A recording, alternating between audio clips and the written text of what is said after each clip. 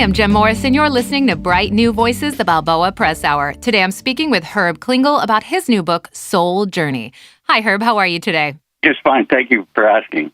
Herb, you've had quite a life of extremes, to say the least. Tell me a little bit about your story. Where to begin? Soul Journey is kind of a roadmap to help others, but I was born in Yakima, Washington. My family consisted of a functioning alcoholic father and a hardworking mother, and I'm the eldest of three brothers and a sister. I was first married at the age of 16, made acquaintances with an array of notorious characters you would not consider associating with, riding Harley Davidsons, addicted to alcohol, and experimenting with drugs. Of course, my thinking was a little impaired. Contributed a stretch of time to the California State Mental Institution, a couple jails, work furlough, moved from California to Oregon twice, chose to serve in the United States Marine Corps rather than in prison. The FBI gave me a choice, and I lost my arm to save my soul through a logging accident. Lost my legs through MS.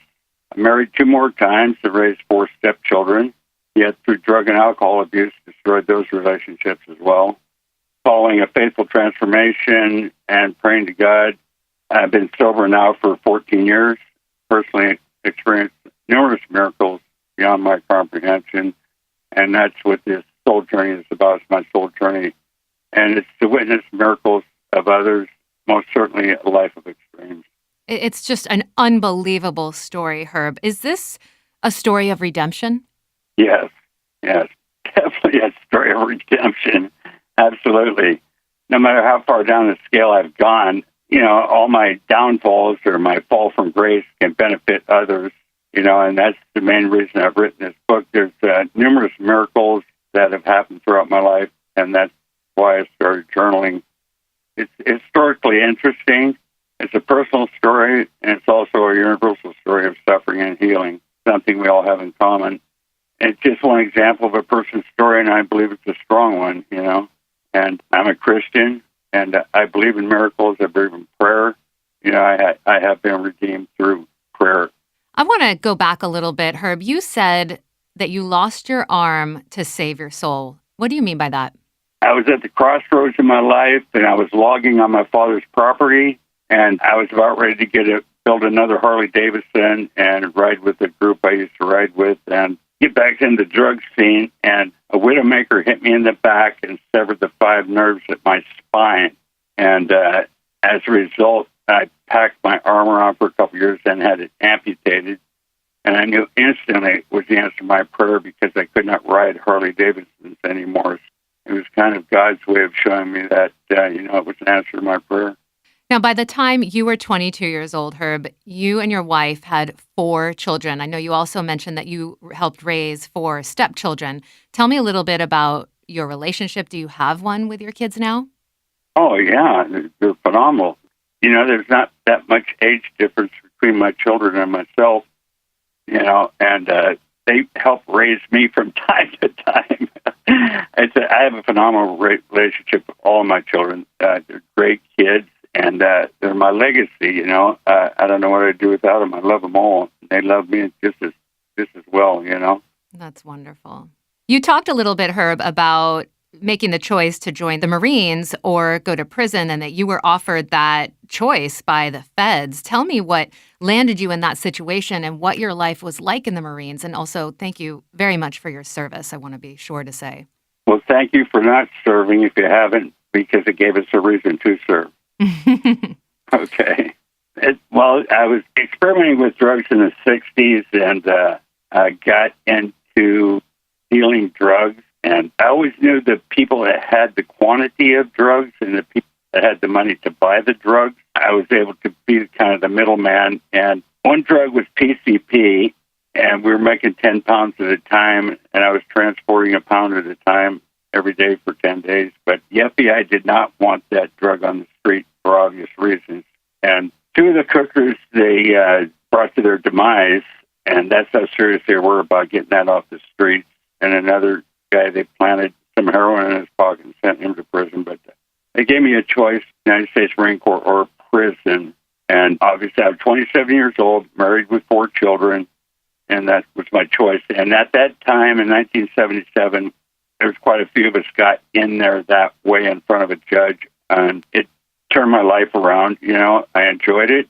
I made rank fast. I was a natural at it, and it gave me a lot of discipline in my life, which I needed.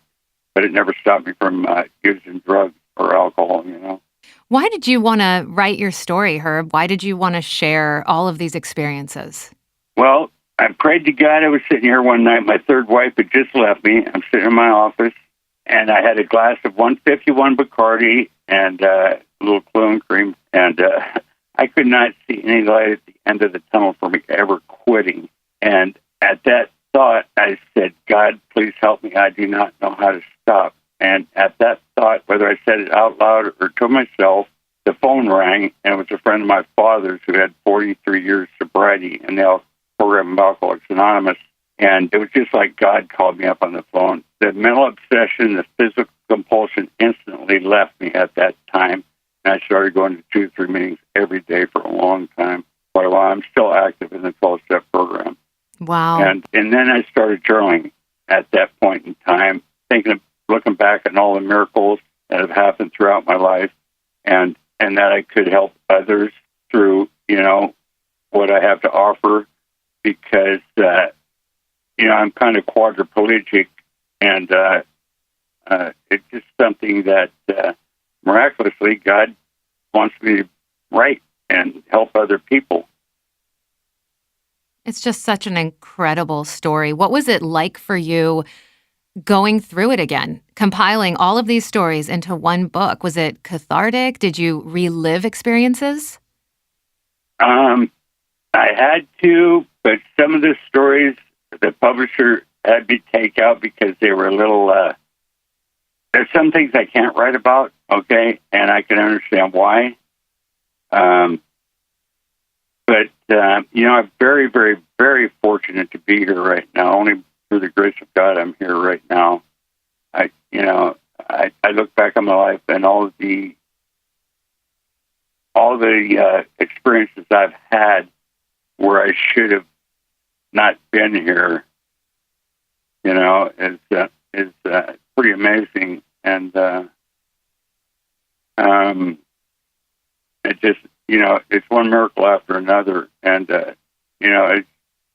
I'm kind of a testimony, just with one arm, and being a quadriplegic, I have no feeling in my only hand I have, and that kind of took the sins of the flesh, or the sensual sensation away from me. So I devote my life to God and service, and I've been living alone here for the last 15, 16 years.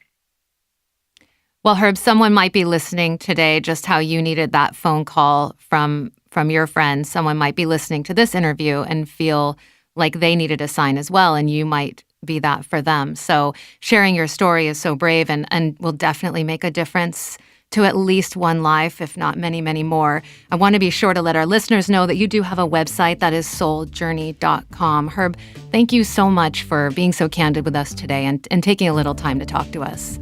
You're very welcome, Jennifer. Thank you. I appreciate your time.